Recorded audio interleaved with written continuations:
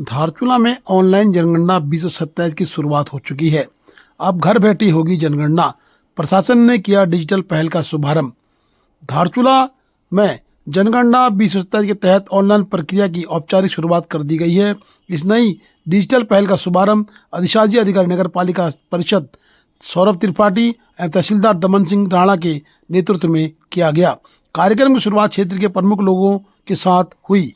संवाददाता नदीम परवेज, कांग्रेस नेता रामू रोकाया, समाज सेविका शकुंतला दताल एवं रंग समाज के अध्यक्ष प्रकाश सिंह गुंजाल के द्वारा स्वयं ऑनलाइन जनगणना प्रक्रिया को अधिशासी अधिकारी के द्वारा पूर्ण कराया गया। अधिशासी अधिकारी सौरभ त्रिपाठी ने जानकारी देते हुए बताया कि ऑनलाइन जनगणना के लिए निर्धारित वेबसाइट पर जाकर नागरिकों को अपने राज्य, जिला और पिन कोड की जानकारी भरनी होगी।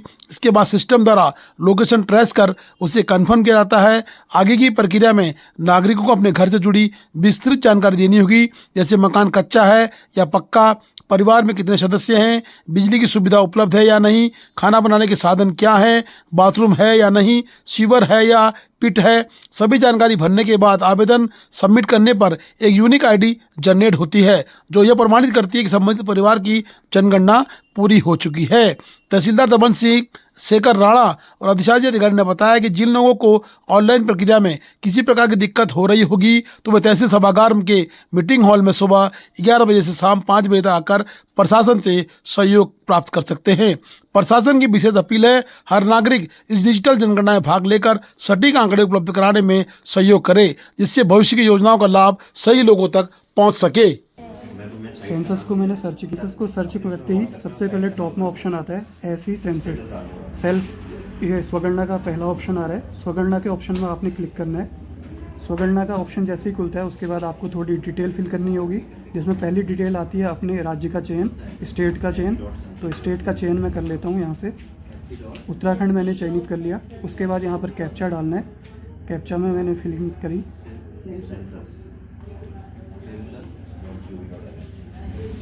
कैप्चा डालने के बाद ये कंफर्मेशन मांगता है, जिसमें मैं ओके करूँगा। उसके बाद यहाँ पर नेम ऑफ हाउस होल्ड, मतलब कि घर के मुखिया का नाम पूछता है। जैसे कि हमारे साथ यहाँ पर श्री रामू रोकाया जी हैं, जिनका मैं सेल्फ गणना का कार्य कर रहा हूँ, तो मैं इनका इंफॉर्मेशन यहाँ पर भर रहा हूँ। आपके मुखिया का नाम क्या है? मेरा ये है राम सिंह। राम सिंह जी हैं। यहाँ पर मैंने इनका नाम फिल कर दिया। नेक्स्ट ऑप्शन आता है, इनके मोबाइल नंबर एंट्री करनी है। 94 56 76 41 22। मोबाइल नंबर के बाद नेक्स्ट ऑप्शन ईमेल का आता है। ये ऑप्शनल है, तो आप डाल सकते हैं, नहीं भी डाल सकते हैं। मैंने वेरीफाई किया। इसके बाद आपके मोबाइल में एक OTP प्राप्त होगा। उस OTP को आपको यहाँ पर एंट्री करनी होगी।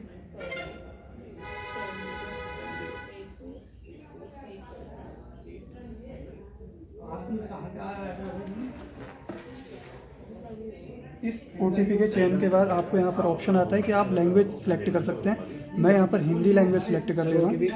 OTP एंट्री करूँगा 762 798। OTP को वेरीफाई कराते हैं। OTP वेरीफाई कराने के बाद आपको यहाँ से अपनी डिटेल्स फिल करनी होगी, जैसे कि आपका राज्य उत्तराखंड सेलेक्ट किया है। उसके बाद ज़िला सेलेक्ट करना है।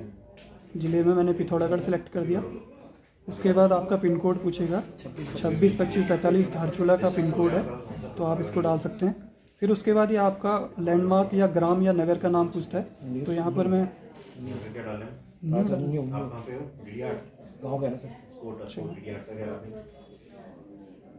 न्यू, इनका गांव न्यू है, तो मैंने यहाँ से गांव सेलेक्ट कर लिया। न्यू सेलेक्ट करने के बाद वो आपको उत्तराखंड की लोकेशन में दिखा देगा। उसके बाद आपको अपनी एग्जैक्ट लोकेशन मैप के थ्रू सेलेक्ट करनी है।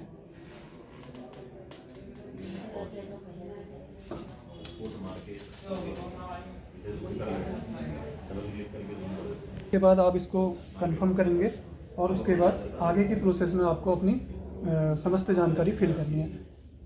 Thank you. जब आपने मैप को जियो टैग कर दिया, उसके बाद आपको कुछ विवरण भरना होता है जनगणना मकान का, वो मैं आपको दिखा देता हूँ। क्या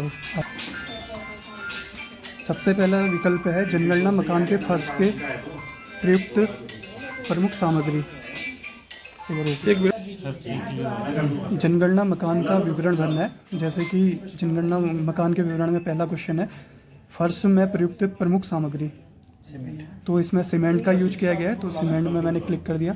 अगला है दीवार के लिए प्रमुख सामग्री, तो ये इन्होंने पत्थर का है, ईंट का है और उसमें सीमेंट से प्लास्टर किया हुआ है, तो मैंने चयन कर लिया पत्थर मसाला गारे के साथ। देखिए किस तरह से आपको बताया जा रहा है कि ये चीज़ें आपको फील करनी है कि आपका मकान किस चीज़ का बना है, ईंट का बना है, ब्लॉक का बना है या पत्थर का बना है, वो चीज़ें आपने फील करनी है। इसी तरह से लगातार नीचे को डिटेल आती जाएगी और आपको डिटेल को फील करना है।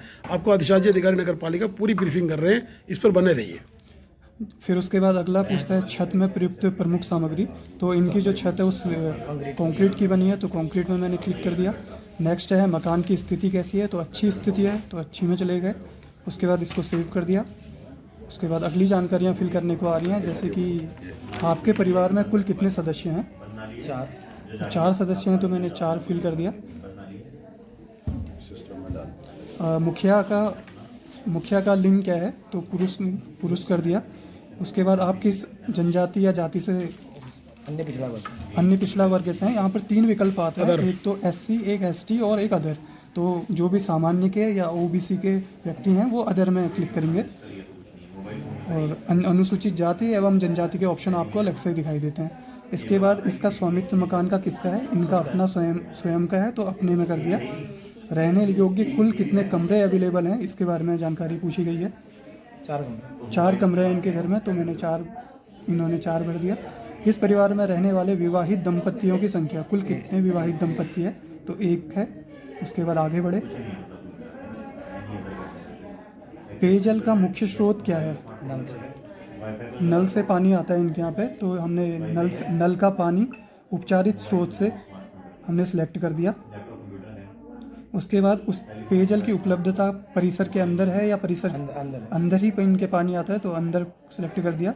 प्रकाश का मुख्य स्रोत क्या है, लाइट है, तो बिजली सेलेक्ट कर दिया। शौचालय की उपलब्धता है, अटैच्ड है, केवल परिवार के उपयोग हेतु है, तो उसको सिलेक्ट कर दिया।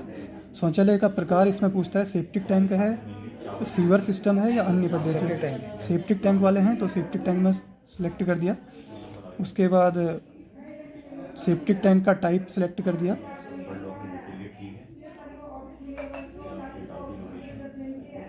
उसके बाद अगला ऑप्शन है गंदे पानी के निकासी हेतु किस प्रकार की नाली है, ढकी हुई नाली, खुली नाली, तो ढकी हुई नाली है, तो ढकी हुई नाली कर दिया। स्नान के लिए स्नानागार है, गृह है नहीं है, तो है स्नान गृह। रसोई घर में खाना पकाते समय आप किस चीज़ का यूज करते हैं, LPG का करते हैं, तो LPG में क्लिक कर दिया। उसके बाद घर के भीतर खाना पकाने हेतु रसोई में LPG कनेक्शन है। उसके बाद खुले में घर में बाहर खाना पकाते हैं, तो इसमें से विकल्प चयन कर लिया। खाना पकाने के लिए प्रयुक्त प्रमुख ईंधन क्या है, तो इसमें LPG सेलेक्ट कर लिया।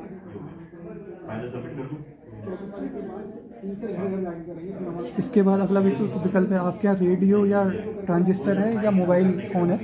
मोबाइल फ़ोन यूज करते हैं, तो मोबाइल फ़ोन में क्लिक कर दिया। टेलीविज़न है घर में, नहीं है, तो टेलीविज़न नहीं है, तो हटा दिया। इंटरनेट सुविधा, लैपटॉप है, मोबाइल है या किस मोबाइल से इंटरनेट यूज करते हैं। लैपटॉप कंप्यूटर है घर में या नहीं है।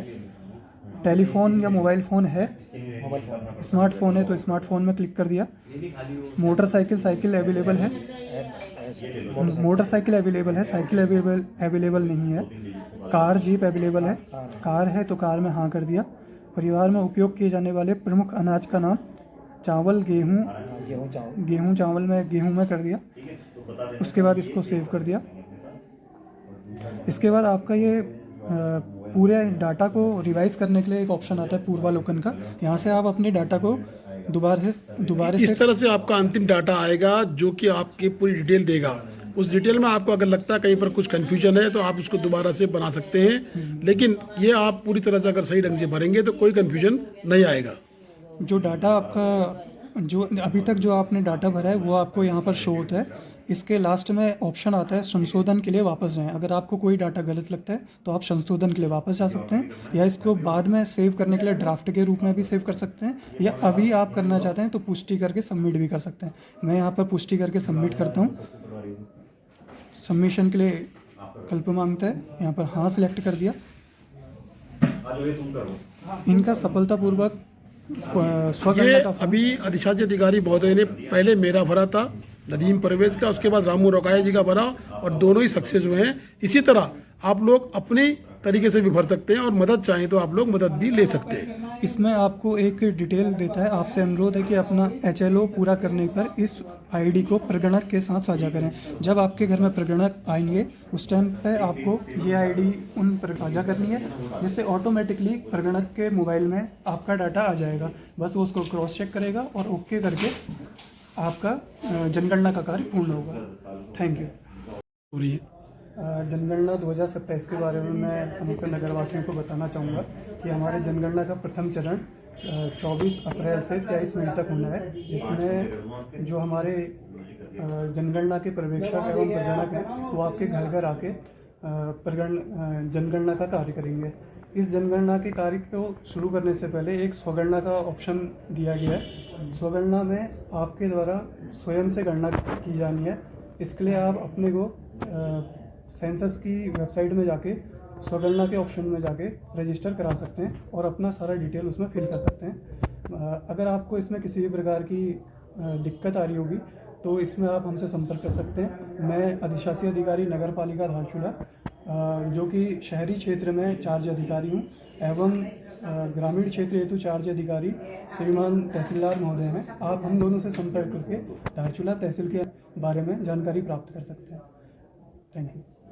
अधिशासी अधिकारी नगरपालिका धारचूला ने आपको विस्तृत जानकारी दी है, और ये मेरा खुद नदीम परवेज धारचूला का सबमिट सक्सेसफुल हुआ है और पहला नंबर मुझे मिला है HA4987072656 यह ID प्रांगणक को दिखाकर हमारी अपनी जनगणना पूर्ण हुई है। आप भी आइए, आप भी करवाइए। Please do like, share and subscribe DCL News.